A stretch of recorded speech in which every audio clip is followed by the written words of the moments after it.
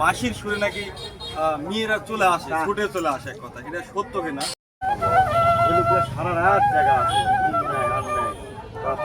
একবার লাইনে দাঁড়ানোর পর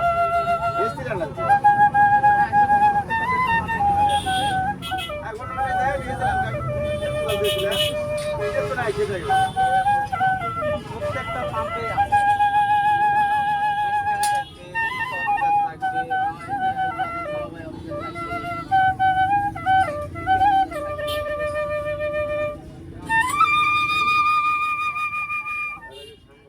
আসসালামু আলাইকুম সুপ্রিয় বন্ধুরা, আজকে আমরা তাদের কাছ থেকে গুরুত্ব একটা বিষয়ে জানবো। আমরা অনেকে জানি যে বাঁশির সুরে নাকি মেয়ে পাগল করা হয়। এরকম আমরা অনেক জায়গা ছুড়ে থাকি যে বাঁশির সুরে নাকি মেয়েরা চলে আসে, ছুটে চলে আসে, এক কথা, এটা সত্য কিনা? দাদা আসসালামু আলাইকুম।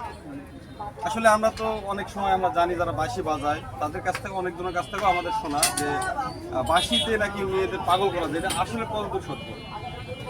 একসময় হয়েছিল, কিন্তু সেই সময় যখন সত্যের যুগ ছিল সেই সময় হয়েছে। এখন মোবাইল দ্বারায়, এখন মোবাইল থেকে ওটা হবে না। আমি বাঁশি যতই ঘুমাই কিন্তু বাঁশি চেনার নজর নাই। এখন মোবাইল আসে, মোবাইল হ্যালো করলে তারা কোথায় ব্রিজের তলায় চলে আসলো। হ্যাঁ, তবে আগে এরকম হতে সত্য? এরকম আগে হতো, এরকম আগে বাঁশি চেনা চলে আসতো। আপনার জীবনে কিছু ঘটনা আছে কি বাস্তব? আচ্ছা, তাহলে আমরা একটু হলো প্রমাণ পেলাম। চাচাও আসলে চাচি কি আসলে এইভাবেই বিয়ে শাদী করা হয়েছিল? যাই হোক, হতেও পার, বলা যায় না, তবে এটা সত্য। আচ্ছা, এখন কি কোনোভাবে বুদ্ধিরা এই সিচুয়েশন গুলো করা? না, আর হবে না। এখন মোবাইলের যুগ, মোবাইল হ্যালো করলে গেলে আউট জল ধরে যাবে। বাঁশি শুনতে আচ্ছা, এটা কি মূলত কি মানে কোন সময়টা এই বাঁশিটা বাজালে এই আকর্ষণের সৃষ্টি হয়? বাঁশির সূর্য যখন তখন আগেকার মেয়েরা বাঁশির সুর শুনেছে, রাস্তাতে বাঁশি বাজায় প্রচুর সুরে। এখন যাত্রা পালা আগে ছিল, কত লোক গান শুনেছে, আছে ওলার নাই। এই মোবাইলে আসে ঘরে টিভি বন্ধ হয়। হ্যাঁ, এটাই সত্য। এখন মোবাইলে যা করেন তাই হ্যালো ওটাই হ্যালো ওটাই। তবে কি এই যে মেয়ে পাগল করা যে সুর, এটা কি কোনো নির্দিষ্ট কোনো টাইম আছে যে টাইমগুলোতে বেশি আকর্ষণ? না, এটা না। অনেকে বলে রাতের গভীরে নাকি বেশি কাজ করে। আমি নিজে এই জগতে 34 বছর কোনো মেয়ে পাগল করে না। আজকাল বাংলাদেশের লোক মেয়ে সবাই শিক্ষিত, সবাই মূর্খ, সবাই মূর্খ।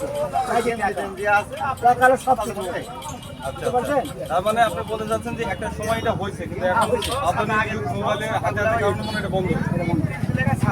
এছাড়া আমরা যদি ট্রাই করি কোনো মন্ত্র থাকলে? কোনো মন্ত্র নেই, বাঁশির কোনো জাদু মন্ত্র নেই।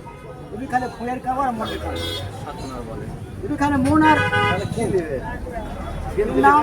আর বাঁশির কাছে আরো দেওয়া লাগে বোমা। আচ্ছা, নামই হলো আর বাঁশি, আরো দেওয়া লাগে। এর কাছে হারনা পর তারপর ধরতে গেলে কিছু সময় লাগে। এখন যারা বাঁশি বাজানো পারে না তারা এখন বাঁশি কিনে এখন ফোন মারছে। স্তর আছে, আপনি তাদের ঠোঁট ক্লিয়ার করতে পারবেন। আচ্ছা, মন ধরতে আচ্ছা, ভাগ আছে, এই যেমন নাকি এটা। আচ্ছা, ফুয়ের ভাগ, আচ্ছা, এটা হবে স্কেচ, এটা হচ্ছে বোমের ভাগ। হ্যাঁ, সাউন্ড চেঞ্জ হচ্ছে। সাউন্ড সেট হচ্ছে না, এখানে খেলতে গেলে আপনার কান করে ছেলে লোক পাতলা বানাতো নাই।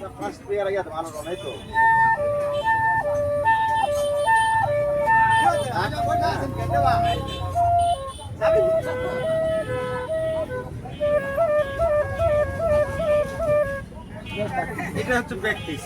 যদি কেউ শিখতে চায় তাহলে প্র্যাকটিস করতে গেলে কিছুদিন প্র্যাকটিস করলে কিছুটা হলো শিখে পারবে। তারপরে এখান থেকে আবার সারেগাম আছে, প্র্যাকটিস যখন করবে তখন সারেগাম গেলে লোক পাতলা হয়ে যাবে। আচ্ছা, আপনাদের কিছুই জানা না, এখান থেকে সারেগাম আছে। আচ্ছা, এবারে আর দেওয়া লাগবে না, এক দুটো কাম হয়ে যাবে।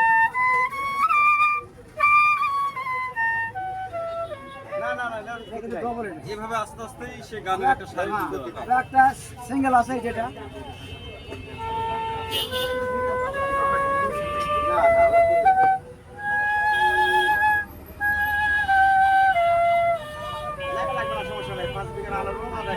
সিঙ্গেল, এটা হচ্ছে ডবল।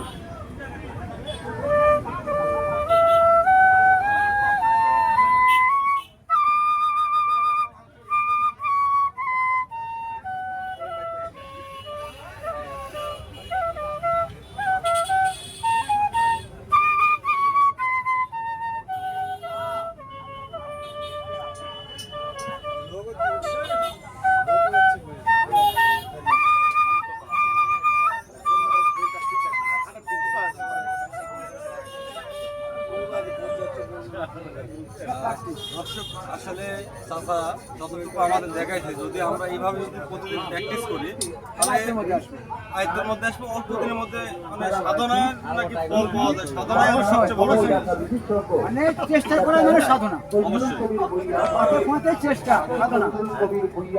দর্শক আমরা আপনাদের আসলে চাচার মাধ্যমে জানলাম, যেহেতু চাচা আমার জন্মের আগের থেকে তিনি মাসির সাথে যুক্ত রয়েছেন 1991 সাল থেকে এখন 2026 সাল পর্যন্ত।